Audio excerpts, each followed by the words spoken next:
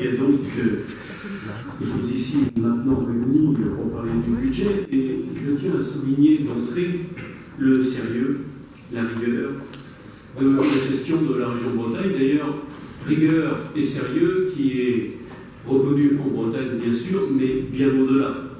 Bien au-delà. Et nous n'aurons aucun mal à rentrer dans les normes du pacte de stabilité des finances publiques. Et je dirais, malgré des investissements qui sont des investissements lourds, comme celui du TGV, la fibre, mais aussi de nombreux investissements qui sont destinés soit au développement économique, soit à la vie quotidienne des Bretons, je pense bien sûr au TER. Et quand on regarde les trajectoires des différentes régions françaises, on s'aperçoit que la Bretagne est l'une des moins endettées et l'une qui garde une possibilité d'intervention très importante. Et c'est vrai que quand je me regarde, je me désole, quand je me compare, je me console. Et il y a certaines régions dont je n'aurais pas la cruauté de nommer ici, qui ont des ratios qui font qu'effectivement ils ne rentreront pas dans ce pacte de stabilité.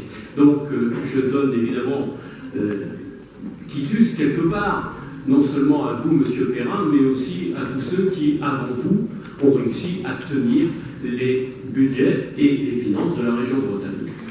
Alors, nous avons parlé des recettes, effectivement, nous avons une bonne nouvelle.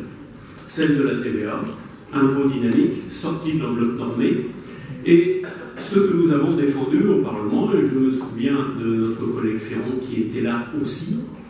Donc ça, c'est la bonne nouvelle. Il y en a une moins bonne. Vous le savez également, c'est-à-dire que cette dotation des 28 millions qui avait été promise, là par contre, passe par pertes et profits. Ça, c'est la mauvaise nouvelle. Comme quoi, la politique reste toujours un combat. Alors, pour terminer, j'aurais deux réflexions.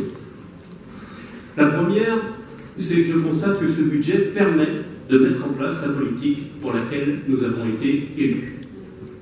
Et ça, c'est une très bonne nouvelle. La deuxième, c'est que pour la première fois depuis longtemps, nous gagnons un petit peu d'autonomie financière. Et donc, moi, je vous encourage évidemment à continuer le combat. Alors, après, le pourcentage d'autonomie financière est évidemment à déterminer. Ce n'est pas nous qui pourrons le faire tout seuls, mais nous pouvons faire effectivement des propositions.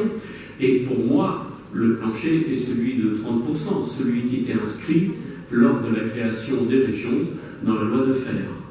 Voilà, donc je vous remercie.